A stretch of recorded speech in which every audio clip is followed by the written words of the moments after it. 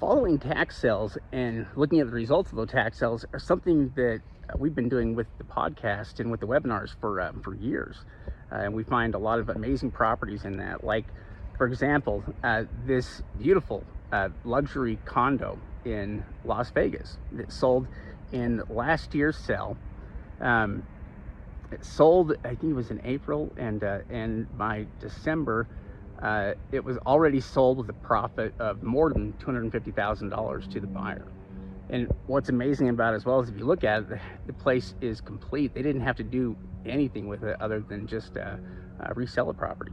So yeah, not a bad deal. And it also just goes to show you that you can do it in a lot of different places you might not normally think. Certainly though, this was right there in the heart of Las Vegas.